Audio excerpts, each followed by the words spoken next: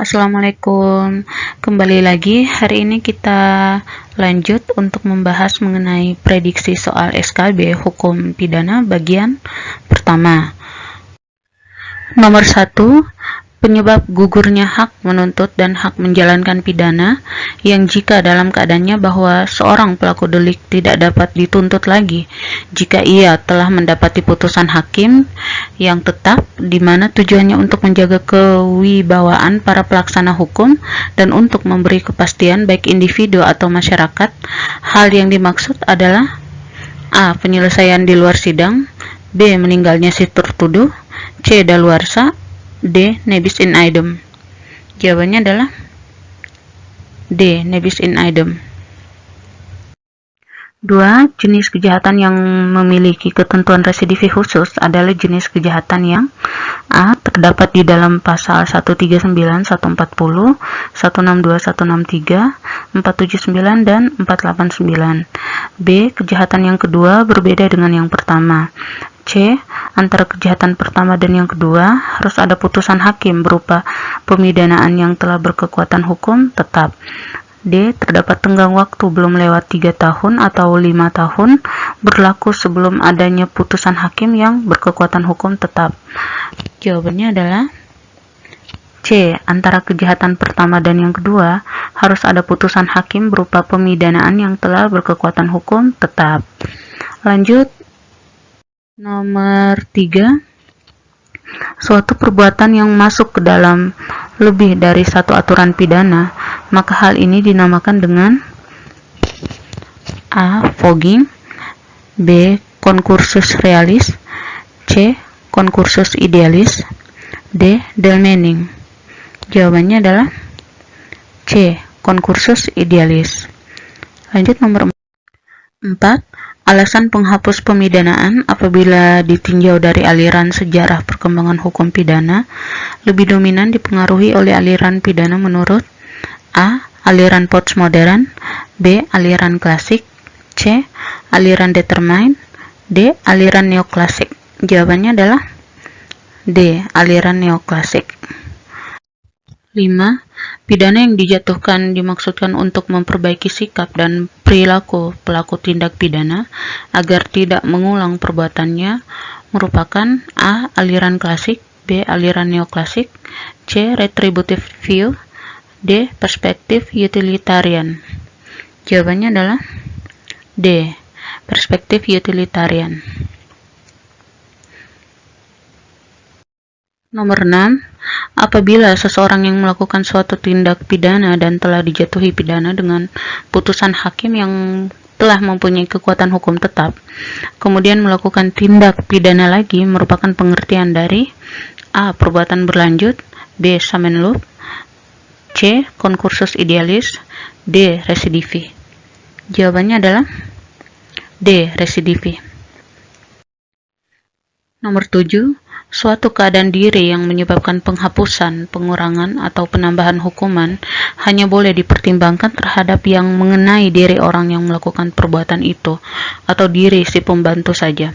Hal tersebut merupakan ketentuan KUHP yang terdapat pada pasal A. 57, B. 58, C. 59, D. 60. Jawabannya adalah B. 58. 8. Unsur sifat melawan hukum tidak perlu dibuktikan jika A. Tidak memenuhi syarat melawan hukum, B. Mempunyai fungsi yang negatif, C. Tak disebut di dalam rumusan delik, D. Sebagai unsur konstitutif. Jawabannya adalah B. Mempunyai fungsi yang negatif. 9. Di bawah ini yang merupakan pengertian atau definisi kemampuan bertanggung jawab di dalam ranah pidana yang dikemukakan oleh Van Bemmelen adalah A. Seseorang yang dapat dipertanggungjawabkan ialah orang yang dapat mempertahankan hidupnya dengan cara yang patut. B. Suatu keadaan psikis sedemikian yang membenarkan adanya penerapan sesuatu upaya pemidanaan, baik dilihat dari sudut umum maupun dari orangnya. C. Mampu untuk menyadari bahwa perbuatannya itu menurut pandangan masyarakat tidak dibolehkan. D. Mampu untuk mengerti nilai dari akibat-akibat perbuatannya sendiri. Jawabannya adalah A. Seseorang yang dapat dipertanggungjawabkan ialah orang yang dapat mempertahankan hidupnya dengan cara yang patut. Lanjut di nomor 10, Pasal 1365 BW merupakan ketentuan yang mengatur tentang A. Perbuatan melawan hukum dalam ranah hukum pidana. B. Perbuatan melawan hukum dalam ranah hukum pidana dan perdata. C. Perbuatan melawan hukum dalam ranah hukum perdata. D. Perbuatan melawan hukum dalam ranah hukum publik. Jawabannya adalah C. Perbuatan melawan hukum dalam ranah hukum perdata. 11. Tangan seseorang dipegang oleh orang lain dan dipukulkan pada kaca, sehingga kaca tersebut pecah. Maka orang yang pertama tadi tidak dapat dikatakan telah melakukan pengerusakan benda sebagaimana yang diatur di dalam pasal 406 KUHP. Hal tersebut merupakan suatu gambaran dari A. Inkra, B. Indwang, C. Vis compulsif atau paksaan yang relatif, D. Vis absoluta atau paksaan yang absolut. Jawabannya adalah D. Vis absoluta, paksaan yang absolut. Lanjut di nomor 12, pasal 78 KUHP mengatur tentang A. Nebis in idem, B. Meninggalnya terdakwa, C. Tidak adanya laporan, D. Apabila suatu perbuatan lewat waktu, penuntut umum tidak dapat lagi melakukan penuntutan. Jawabannya adalah D. Apabila suatu perbuatan telah lewat waktu, maka penuntut umum tidak dapat lagi melakukan penuntutan. Lanjut di nomor 13, memidana seorang pelaku kejahatan merupakan salah satu yang hendak dicapai oleh A. Kehendak penguasa, B. Kehendak pembuat undang-undang, C. Kehendak yang ingin dicapai yudikatif, D. Kehendak yang ingin dicapai oleh hukum pidana. Jawabannya adalah D. Kehendak yang ingin dicapai oleh hukum pidana. 14. Ilmu pengetahuan mengenai suatu bagian khusus dari hukum, yakni hukum pidana, merupakan pengertian dari A. Ilmu hukum pidana, B. Pemidanaan, C. Sistem pemidanaan, D. Filsafat hukum pidana. Jawabannya adalah A. Ilmu hukum pidana. 15. Pembagian jenis pidana secara garis besar dibagi menjadi dua, yaitu A. Pidana pokok dan pidana tambahan, B. Pidana mati dan pidana penjara, C. Pidana material dan pidana formil, D. Pidana penjara dan pidana denda. Jawabannya adalah A. Pidana pokok dan pidana tambahan. 16. Dalam hukum pidana, untuk dapat dipidana, tidaknya seseorang selain harus memenuhi unsur actus reus, selain itu juga orang tersebut harus A. Berada di luar negeri, B. Dapat bertanggung jawab, C. Terdapat rasa bersalah, D. Warga negara Indonesia. Jawabannya adalah B. Dapat bertanggung jawab atau mens rea.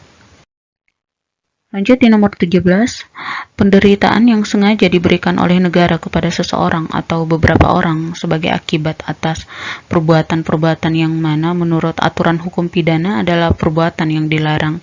Penderitaan tersebut diberikan oleh lembaga negara yang diberikan wewenang untuk memberikan penderitaan. Hal tersebut merupakan unsur-unsur pengertian dari A. Hukum pidana formil, B. Hukum pidana material, C. Hukum pidana, D. Pidana. Jawabannya adalah D. Pidana. 18. Ilmu pengetahuan mengenai bagian khusus dari hukum, yakni hukum pidana, merupakan pengertian dari A. Ilmu hukum pidana, B. Pemidanaan, C. Sistem pemidanaan, D. Filsafat hukum pidana. Jawabannya adalah A. Ilmu hukum pidana. 19. Bahwa memang ada orang jahat dari sejak lahir, dan tiap penjahat mempunyai banyak sekali sifat yang menyimpang dari orang-orang yang biasa. Hal tersebut merupakan aliran kriminologi, A. Aliran sosiologis, B. Aliran biologi, C. Aliran biologi kriminal, D. Aliran teologis. Jawabannya adalah C. Aliran biologi kriminal. 20. Dalam doktrin hukum pidana Jerman, kepentingan hukum meliputi kecuali A. Rechtsstaat, B. Rechten, C. Individuelle Belagen, D. Soziale Intelligenz. Jawabannya adalah C. Individuelle Belagen. 21. Dasar hukum diberlakukannya Wetboek van Strafrecht voor Nederlands Indië sebagai kitab undang-undang hukum pidana Indonesia adalah A. Pasal 1 Aturan Peralihan Undang-Undang Dasar 1945. B. Pasal 2 Aturan Peralihan Undang-Undang Dasar 1945. C. Pasal 3 Aturan Peralihan Undang-Undang Dasar 1945. D. Pasal 4 Aturan Peralihan Undang-Undang Dasar 1945. Jawabannya adalah B. Pasal 2 Aturan Peralihan Undang-Undang Dasar 1945. 22. Menurut literatur Inggris, pidana untuk menjera atau mencegah sehingga baik terdakwa sebagai individual maupun orang lain yang berpotensi menjadi penjahat akan jera atau takut untuk melakukan kejahatan kembali. Melihat pidana yang dijatuhkan kepada terdakwa, hal tersebut merupakan pengertian dari A. Represif, B. Persuasif, C. Restoratif, D. Deterrence. Jawabannya adalah D. Deterrence. 23.